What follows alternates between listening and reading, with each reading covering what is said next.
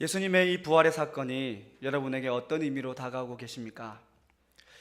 그리스도인들에게 이 부활의 의미는 예수님의 허무한 죽음을 보면서 예수님을 버리고 떠났던 이 제자들이 부활 사건을 경험한 이후에 예수님을 위해서 다시 한번 힘을 내어 자기의 삶을 되돌리고 새롭게 헌신했던 것과 같이 거듭나는 완전한 새로움을 갖는 것을 의미합니다. 그리고 부활의 기쁨을 누린다는 것은 예수님 때문에 눈에 띄게 달라진 나의 마음의 모습들, 그리고 내 삶의 자세들, 이러한 것들을 보면서 기뻐하고 또 감사하면서 달라진 내 모습에 놀라워하면서 그렇게 하나님을 찬양하는 삶을 살아가는 것이 바로 부활의 기쁨을 누린다라고 하는 것입니다. 이런 기준에서 부활절 예배를 드린 우리의 개인의 삶을 한번 돌아볼 수 있기를 바랍니다. 여러분의 삶에서 이런 기쁨과 변화가 일어나셨습니까? 작은 변화라도 찾으셨나요? 부활절을 통해서 아직 자기 자신의 믿음과 또 삶의 변화를 조금씩 경험하고 있는 분들이 계시다면 지속적인 변화가 있기를 축복합니다. 뿐만 아니라 아직까지 부활의 기쁨은 누리지 못했지만 내 삶의 변화를 기대하고 또 하나님께 은혜를 구하는 분들이 계시다면 오늘 이 예배를 통해서 하나님의 특별한 은혜를 경험하시고 부활의 기쁨과 하나님이 주시는 그 변화의 기쁨을 마음껏 누리는 시간 되시기를 축복합니다. 오늘 본문 말씀은 사도 바울이 빌립보 교회에 보낸 편지입니다. 사도 바울 당시에 이 빌립보 교회는 영적 지도자였던 이 사도 바울이 감옥살이를 하고 있을 때였습니다. 금방 나을 것 같았던 이 사도 바울이 너무나도 오랫동안 감옥살이를 하게 되고 또 사도 바울 대신에 이 빌립보 교회를 섬겼던 에바브로디도라고 하는 이 리더가 몸이 너무 허약해져서 죽을 지경까지 되었을 때 이 빌립보 교회는 너무나도 혼란스럽고 어려운 상황에 놓이게 되었습니다. 교회의 지도자가 없으니까 교회 안에서 문제들이 터져 나오기 시작했던 것입니다.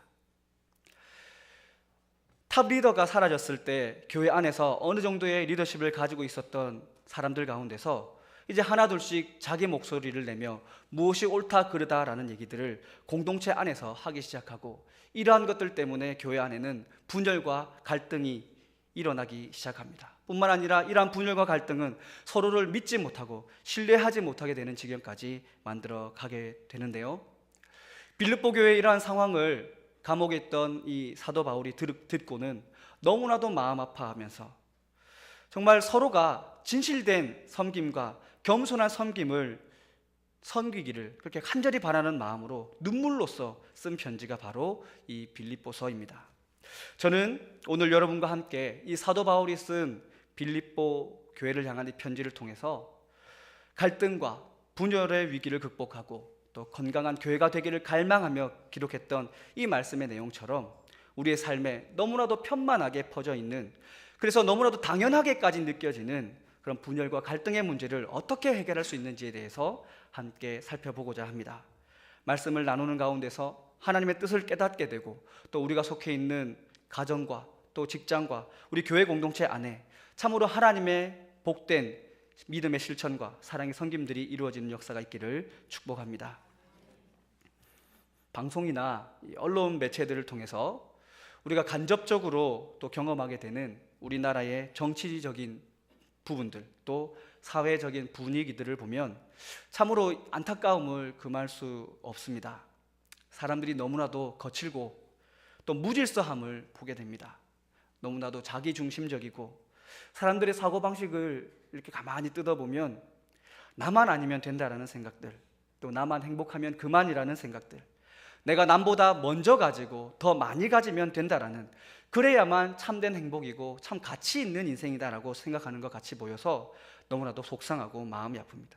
특별히 아침 방송들을 보면 80평, 100평 넘는 으리으리한 집에 사는 연예인들이 출연해서 정말 행복하우스 그러면서 그런 집에 사는 것이 참 행복인 것처럼 그렇게 비치는 이런 방송들을 보면서 참 마음이 아프고 또 속이 상하는 경험들을 하게 됩니다. 그리고 언론에서 보면 가끔씩 착하고 또 겸손하게 세상을 살아가는, 열심히 살아가는 사람들을 이렇게 소개하면서 그들의 아름다운 이야기들이 또 우리들에게 감동을 주기도 하지만, 이것은 순간의 감동으로 끝날 때가 너무나도 많이 있습니다. 우리 개인의 삶에서 지속적이고 또 실제적인 변화나 실천적인 부분들로 이어지지는 않고 있다는 것이죠. 만약 이러한 부분들이 실제로 실천되고 있었다면 아마 우리가 사는 이 세상은 지금보다는 훨씬 더 아름답고 또 좋은 세상으로 만들어져 있지 않을까 생각합니다. 너무나도 안타깝게도 세상은 이러한 모순을 가지고 또 많은 하나님 앞에서 부정한 모습들을 가지고 움직여져 가고 있습니다. 그런데요, 더 안타까운 것은 세상의 이러한 모습들이 우리들의 가정이나 또 교회 공동체 안에서도 별반 다르지 않게 나타나고 있는 것을 보게 되는 것입니다. 가족들과 또 형제 자매들 사이에서 자신의 자존심과 권위를 내세우고 자기 감정을 다스리지 못해서 서로 갈등하고 분열하고 있습니다. 가족이기 때문에 서로 용납하고 또 배려하고 희생해야 하지만, 가족이기 때문에 더 함부로 대하고 더 막말을 하면서 더 독한 행동을 통해 서로에게 상처를 주는 일들이 우리 주변에 너무나 많이 일어나고 있습니다. 뿐만 아니라 하나님 앞에서 참 사랑과 섬김을 몸소 보여주셨던 예수님처럼 예수님의 제자로 살 것을 믿음으로 결단한 사람들이 모여서 만들어진 교회 공동체 안에서도 이러한 일들이 너무나도 흔하게 또 당연한 듯이 일어나고 있습니다. 목회자라 할지라도 중직자라 할지라도 이러한 부분들에서 예외될 수 없는 이러한 분열과 갈등의 문제들이 너무나도 현대 사회에 있어서, 우리 교회들에 있어서 큰 문제들로, 시대적 문제들로 드러나고 있습니다. 하나님 앞에서 참으로 부끄러워해야 할 부분이 아닌가 생각합니다. 저는 매일 아침마다 설교를 듣습니다. 아무래도 제가 젊은 목회자이기 때문에 좀 시대적인 그런 분위기와 영적인 상황들을 놓치지 않기 위해서 스마트폰을 사용해서 아침에 이 유명한 목사님들의 설교를 마음껏 들을 수 있는 게 어플을 받아가지고 그것을 통해서 아침에 이제 새벽 예배를 마친 이후에 이제 운동을 마치고 또 집에 가서 이렇게 쭉 듣다가 이제 출근을 하곤 하는데요. 다양한 이 교회들에서 이렇게 선포되어진 설교들을 가만히 들어보면서 최근 들어 제 마음속에 정리되어지는 생각들이 있었습니다. 우리나라에서 좀 깨어있다라고 인정받고 또 개념 있다라고 인정받고 개혁적이고 진취적이며 예배가 살아있는 교회다라고 인정받는 교회들에서 선포되어지는 주일 설교 말씀 속에 공통점이 있다는 사실입니다. 그게 뭐냐면은 진정한 회개를 통한 변화를 촉구하고 있다는 것입니다. 각 교회 목사님들마다 깜짝 놀랄 정도로 신랄한 비판을 통해서 교인들의 회개와 회복을 촉구하고 있고 또 중직자들과 목회자들의 각성을 요구하고 있음을 볼 수 있습니다. 이러한 사실을 미루어 봤을 때 이 세대와 또 이 교회들을 향해서 오늘날 하나님께서 선포하시는 메시지는 철저한 자기 반성과 또 회개를 통해서 개혁과 변화를 일으키지 않으면 교회와 가정은 무너질 수밖에 없을 것이라는 경고의 메시지가 아닌가 생각합니다. 그렇기 때문에 우리는 분열과 이 갈등의 문제에 대해서 좀 더 경각심을 가지고 좀 더 깊이 있게 또 진지하게 접근해 보아야 할 것입니다. 오늘 함께 선포되는 말씀을 통해서 우리가 함께 고민하면서 진지하게 이 문제를 함께 묵상할 수 있기를 바랍니다. 오늘 본문에서 사도 바울은 우리의 삶과 우리 교회 안에서 편만하게 퍼져 있는 이 분열과 갈등의 문제를 어떻게 해결해야 하는지에 대해서 말씀해 주고 있습니다. 우리 본문 말씀 5절을 함께 읽어보도록 하겠습니다. 본문 5절 말씀입니다. 시작. 너희 안에 이 마음을 품으라. 곧 그리스도 예수의 마음이니. 아멘. 사도 바울은 말씀합니다. 너희 안에 이 마음을 품으라. 그리스도 예수의 마음이니. 그렇습니다. 사도 바울은 공동체의 분열을 극복하고 우리의 삶의 자리들이 사랑으로 하나 되게 하기 위해서 우리가 가장 관심을 가지고 가장 집중하여 노력해야 하는 것이 바로 예수 그리스도의 마음을 갖는 것이다라고 말씀하고 있습니다. 교회라고 하는 이 공동체는요, 남녀노소, 또 빈부의 차, 또 이렇게 사람들의 어떤 이런 관계의 구분이 없는 그러한 모든 사람들이 모여 있는 공동체입니다. 우리들은 성격이 다 다르고 또 가치관도 다르고 재능도 다르고 학식의 수준도 다르고 재물을 가진 양도 다릅니다. 하지만 예수 그리스도의 피가 중심이 되어서 그것을 위하여 모여진 공동체가 바로 우리 교회 공동체입니다. 뿐만 아니라 하나님의 자녀된 자들이 모여 있는 곳이 바로 교회 공동체입니다. 교회는 이렇게 여러 사람들이 모이는 곳이지만 인간의 이익을 따라 모여진 모임이 아니라 예수님의 고난과 또 부활의 능력을 경험하면서 하나님의 나라를 준비하는 그러한 공동체입니다. 그렇기 때문에 다른 곳에서는 찾아볼 수 없는 특별한 사랑의 나눔과 또 헌신이 존재하는 공동체라고 할 수 있습니다. 그렇지만 또 어떤 면에 있어서는 다양한 사람들이 모였기 때문에 완전히 하나가 될 수 없는 약점을 가지고 있는 공동체이기도 합니다.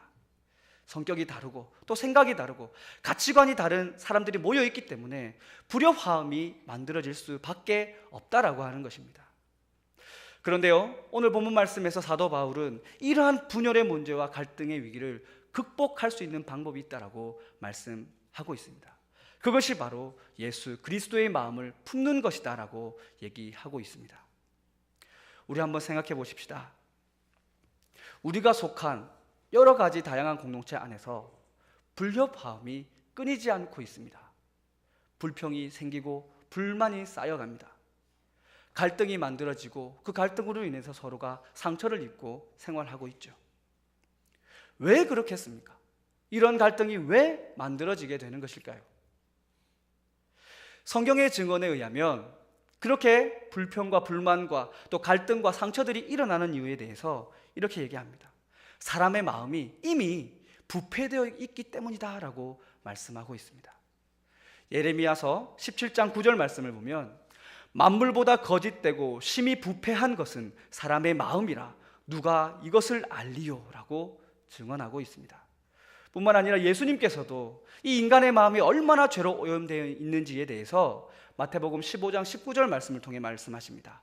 마음에서 나오는 것은 악한 생각과 살인과 간음과 음란과 도적질과 거짓 증거와 회방이다라고 말씀하십니다. 성경은 우리에게 사람의 마음은 근본적으로 부패해 있다라고 말씀합니다. 자기 이익을 위하여 그것을 위하여 달려갈 수밖에 없는 존재다라는 것이죠. 그렇기 때문에 예수님의 마음이 없는 사람들이 모인 모임에는 시기와 다툼과 분쟁이 있을 수밖에 없다라는 것입니다. 이것을 다시 말하면 분쟁과 갈등과 분열이 있는 그곳에는 예수 그리스도의 마음이 없는 것이다라고 말할 수 있는 것입니다. 사랑하는 여러분, 그렇다면 교회의 분열과 갈등을 그치게 할 수 있는 이 그리스도 예수의 마음은 어떤 마음인지에 대해서 우리 한번 함께 생각해 보셨으면 합니다. 우리 오늘 본문 말씀 6절에서 8절까지의 말씀을 함께 읽어보도록 하겠습니다. 오늘 본문 6절에서 8절까지입니다. 시작. 그는 근본 하나님의 본체시나 하나님과 동등됨을 취할 것으로 여기지 아니하시고 오히려 자기를 비워 종의 형체를 가지사 사람들과 같이 되셨고 사람의 모양으로 나타나사 자기를 낮추시고 죽기까지 복종하셨으니 곧 십자가의 죽으심이라. 아멘. 사도 바울은 크게 세 가지의 예수님의 마음에 대해서 말씀하고 있습니다. 첫 번째 예수님의 마음은요, 겸손의 마음입니다. 7절을 보십시오. 7절을 보시면 자기를 비우셨다라는 말씀이 있습니다. 이것은 곧 예수 그리스도의 겸손을 의미합니다. 자기 이익을 구하지 않았다는 것이죠. 예수님께서는 마태복음 11장 29절에서 이렇게 말씀하셨습니다. 나는 마음이 온유하고 겸손하니 나의 멍에를 메고 내게 배우라 말씀하셨습니다. 예수님께서는 겸손함으로 하나님과 동등한 자리를 버리시고 인간이 되셨고 한 마리의 어린 양처럼 순순히 십자가를 지셨습니다. 하나님의 아들로서 그 어떠한 특권도 어떠한 대접도 바라지 않으셨습니다. 가장 낮은 곳에 거하시면서 고아와 가부와 어린 아이들을 사랑하시고 죄인들과 세리를 불쌍히 여기시며 그들과 함께하는 삶을 살아가셨던 것입니다. 사도 바울은 교회의 분열과 갈등을 막기 위해서 이러한 예수님의 겸손을 가져야 한다라고 우리에게 말씀하고 있습니다. 저와 여러분에게 이러한 겸손이 있기를 바랍니다. 두 번째로 본문에서 말씀하고 있는 예수님의 마음은 섬김의 마음입니다. 7절 중반부를 보시면 종의 형체를 가지셨다라고 기록하고 있습니다. 종은요, 섬김을 의미합니다. 단순한 어떤 봉사의 섬김이 아니라 주인을 섬기는 종의 마음으로 사람이 아닌 하나님께 복종한다는 것을 의미하고 있는 것입니다. 예수님의 이러한 섬김은 나의 머리로는 이해할 수 없지만 하나님이 원하시기 때문에, 하나님이 명령하셨기 때문에, 예수님이 그렇게 행동하셨기 때문에 내가 힘들어도 행하는 그러한 믿음의 실천을 의미하는 것입니다. 하나님을 섬기듯이 사람을 섬기고, 하나님을 섬기듯이 교회를 섬기고, 하나님의 뜻이 있는 그곳을 향하여 나의 마음을 움직여 간다라고 하는 것입니다. 마지막 세 번째로 8절 후반부 말씀을 보시면 십자가의 죽으심이라는 표현이 있습니다. 이것은요, 우리의 희생을 요청하시는 말씀입니다. 나의 자아가 완전히 죽어져야 한다라는 것을 뜻하고 있습니다. 그러나 이 희생의 마음은요, 그냥 죽음으로 끝나는 희생이 아니라 새로운 희망을 기대하며 헌신하는 희생임을 말씀을 통해서 우리는 볼 수 있습니다. 예수님께서 십자가를 지시고 하나님의 뜻을 따라 죽으실 수 있었던 이유는 예수 그리스도의 그 죽음을 통해서 하나님의 구원의 역사가 온전히 성취되어지고 또 하나님의 부활의 역사를 통해 완전한 구원이 이루어진다는 그 사실을 믿고 계셨기 때문입니다. 예수님은 자신의 희생 뒤에 찾아오게 되는 희망의 빛을 보셨던 것이고 하나님의 능력의 역사들을 기대하셨던 것입니다. 하나님의 도우심 속에 일어나게 되는 그 선한 결과, 선한 열매들을 바라보며 자신을 희생하셨다라는 것입니다. 예수님의 이러한 희생은 내가 인내함으로 우리 공동체 안에 평화가 온다면, 내가 참고 견딤으로 분쟁과 갈등이 사라지게 된다면, 내가 기쁜 마음으로 희생하겠다라고 하는 그런 믿음의 결단과 나의 인내를 하나님 앞에 올려드려야 한다는 것을 말씀해 주고 있습니다. 하나님께서 나를 통해 맺어가실 그 선한 열매들을 바라보면서 우리가 믿음의 확신을 가지고 희생하는 것을 우리에게 말씀하고 계신 것입니다. 사도 바울은 이렇게 예수님의 마음을 가지는 것, 겸손과 섬김과 희생의 마음으로 하나님의 뜻을 따라 행동할 때에 교회와 우리 삶에 일어나는 모든 분열과 갈등은 반드시 이겨낼 수 있게 될 것이다 우리에게 선포하고 있습니다. 그런데요, 솔직히 우리는 이러한 삶을 살아가야 한다는 것 자체를 너무나 잘 알고 있습니다. 너무나도 많이 들었고 마음으로 이해하고 인식하고 있습니다. 하지만 그것을 실제적으로 실천하는 것은 너무나도 힘이 듭니다. 사도 바울도 우리들의 이런 마음을, 우리 인간들의 이런 마음의 한계들을 잘 알고 있었던 것 같습니다. 그래서 사도 바울은 예수님의 마음을 가지라 선포하면서 예수님처럼 겸손과 섬김과 희생의 마음을 가지라고 말씀하면서 확실한 동기부여를 강조하면서 다시 한번 얘기해 주고 있는데요, 우리 9절에서 11절 말씀을 함께 읽어보도록 하겠습니다. 우리 9절에서 11절까지 함께 봅니다. 시작. 이러므로 하나님이 그를 지극히 높여 모든 이름 위에 뛰어난 이름을 주사 하늘에 있는 자들과 땅에 있는 자들과 땅 아래에 있는 자들로 모든 무릎을 예수의 이름에 꿇게 하시고 모든 입으로 예수 그리스도를 주라 시인하여 하나님 아버지께 영광을 돌리게 하셨느니라. 아멘. 우리가 왜 예수님의 마음을 가져야 하는지, 또 겸손과 섬김과 희생의 삶을 살아가야 하는지 깨달아지십니까? 하나님은 우리의 낮아짐과 또 우리의 죽어짐을 통해서 우리를 높이시고 하나님의 뜻을 이루어 가시는 분이라는 것을 믿으시기 바랍니다. 우리가 낮아지고 우리가 죽어질 때에 우리에게 주려고 예배하신 놀라운 은혜와 복이 우리에게 임하게 된다는 것을 기억하시기 바랍니다. 하나님께서는 우리가 복받게 하기 위하여 우리에게 겸손과 섬김과 희생의 헌신을 요구하고 계십니다. 물론 지금 당장은 불편할지도 모릅니다. 자존심이 상할 수 있고 손해보는 기분이 들지도 모릅니다. 하지만 먼저 희생하고 또 내가 먼저 섬기고 겸손히 행하면서 예수님의 마음을 가지려고 노력한다면 하나님께서 결국에는 우리를 높이시고 그 모든 것을 갚아 주실 것입니다. 하나님의 이 약속을 믿으시기 바랍니다. 그리고 오늘 이곳에서 믿음으로 결단하시기를 축복합니다. 이제 말씀을 정리하겠습니다. 우리가 살아가는 우리의 삶의 자리는 나 개인으로만 존재하는 자리가 아닙니다. 그리고 우리가 섬기고 있는, 또 우리가 너무나도 사랑하는 이 교회 공동체는 너무나도 부족한 사람들이 모여서 하나님의 은혜 가운데 거하는 곳이라는 사실을 우리가 꼭 기억해야 할 것입니다. 그렇기 때문에 하나님의 은혜 없이는, 하나님의 지혜가 없이는, 하나님의 돌보심이 없이는 우리는 결코 유지될 수 없고 존재할 수 없는 공동체임을 기억하시기 바랍니다. 그렇기 때문에 하나님께서는 우리에게 이 공동체 안에서 예수님의 마음으로 나를 죽이고 겸손한 희생을 이루어갈 것을 요청하시는 것입니다.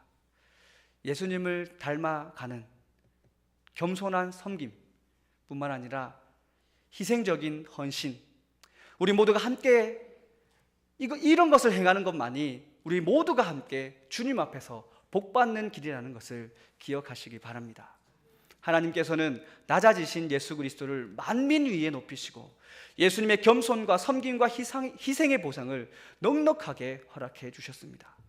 마찬가지로 우리의 마음이 아니라 예수 그리스도의 마음으로 살아가는 자들에게 충분한 보상으로 함께 하시겠다는 이 약속의 말씀을 오늘 여러분의 가슴 속에 새기시기 바랍니다. 사랑하는 여러분, 저와 여러분은 죽어야 살 수 있는 사람입니다. 우리 자아가 죽지 않으면 결코 아무것도 이룰 수 없는 존재가 우리입니다. 우리 자신이 매일매일 죽는 것이 우리가 사는 길이고 우리가 속한 모든 공동체가 은혜를 누리는 길임을 기억하시기 바랍니다. 뱀은요, 해마다 한 차례씩 죽을 고생을 다하면서 자신의 허물과 껍질을 벗는 일들을 치른다고 합니다. 그렇게 함을 통해서 자신의 성장을 이루어가고 또 자기 생명을 보존하는 것인데요. 그런데 뱀에게 병이 걸리거나 아니면 몸에 손상이 입게 되면 이 허물을 벗지 못하게 되는 경우가 생긴다고 합니다. 그렇게 되면 다음 해에 자신의 껍질에 갇혀 결국엔 질식하여 죽게 되는 결과를 맞이하게 된다고 하는데요. 우리의 신앙도 마찬가지입니다. 몸부림치는 고통을 감수하고서라도 우리를 변화시키고 우리의 허물을 벗으면서 우리를 진정으로 살게 할 것이 무엇인지에 대해서 고민하고 그것을 위하여 나아가는 것이 우리에게 참으로 복된 길이며 우리 모두가 살 수 있는 길임을 기억하시기 바랍니다. 이제부터라도 우리 함께 자신을 낮추고 죽이는 훈련을 할 수 있기를 바랍니다.